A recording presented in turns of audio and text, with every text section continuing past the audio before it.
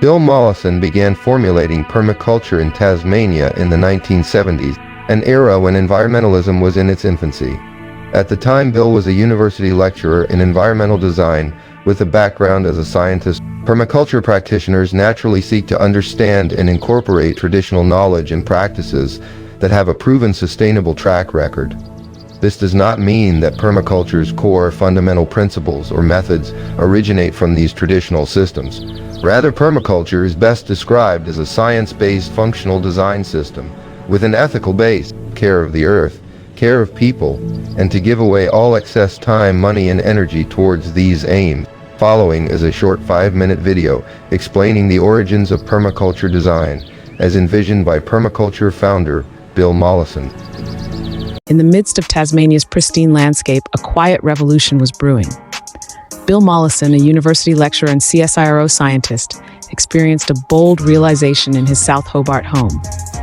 Though armed with vast knowledge in ecology, botany, biology, and physics, his own garden lay neglected, lacking the practical application of his scientific insights.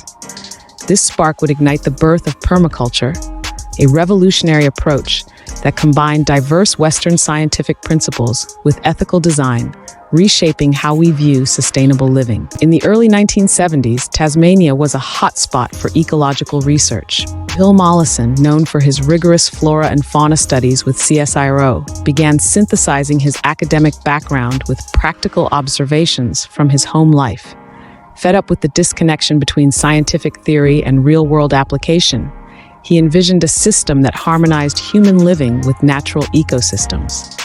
This vision wasn't inspired by indigenous methods, but rooted in Western scientific methodologies, challenging the urban myth surrounding permaculture's origins. Mollison's breakthrough came as he reflected on his own lifestyle. His fruitless orchard and poorly designed food gardens were stark symbols of the gap between knowledge and practice. This epiphany was crucial. It prompted Mollison to merge his scientific understanding with actionable design principles. He cultivated a methodology that embraced efficiency and ethics, integrating food production, resource management, and ecological conservation into a cohesive framework.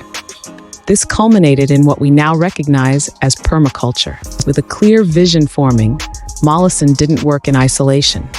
Collaborating with his student, David Holmgren, they systematically developed permaculture's core principles. These included observing and interacting with the environment, capturing and storing energy, and creating closed-loop systems.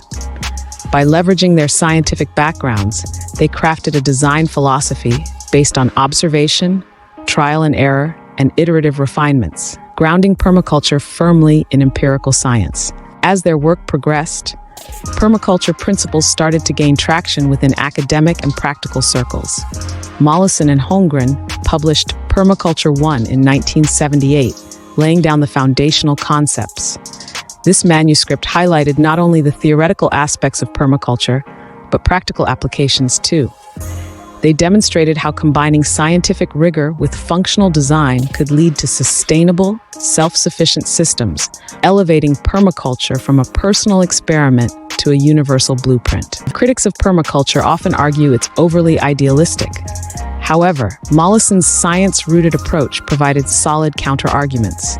By offering concrete examples of permaculture in action, such as their experimental farms and gardens, they showcased real-world results. These endeavors proved that permaculture wasn't just a fantasy, but a practical, scalable system.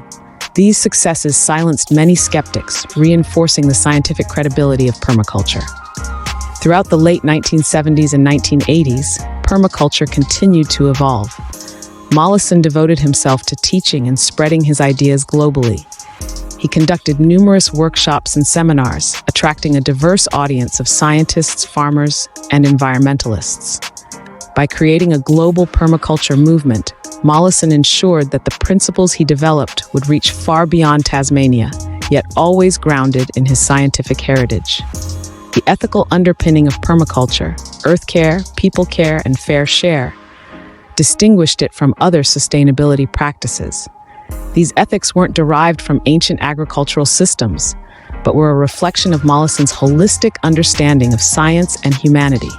By providing an ethical framework, Mollison ensured permaculture remained focused on sustainable, equitable growth, linking scientific principles with moral imperatives. Mollison's later years were dedicated to refining and expanding permaculture. He established the Permaculture Institute in 1978 to foster research, training, and certification programs. He also authored several pivotal books, further explaining the science and methodology behind permaculture. His work inspired countless new projects, proving its applicability in diverse environments, from urban spaces to rural farms, validating permaculture's adaptability and scientific robustness. Today, permaculture continues to inspire sustainable living practices worldwide. Its foundation in Western science and design principles, as established by Bill Mollison and David Holmgren, debunks myths of its indigenous origins. By marrying empirical knowledge with functional design under an ethical framework, permaculture stands as a testament to innovative, science-based problem-solving. Mollison's legacy endures, illustrating the power of practical application of scientific understanding in creating harmonious, sustainable futures.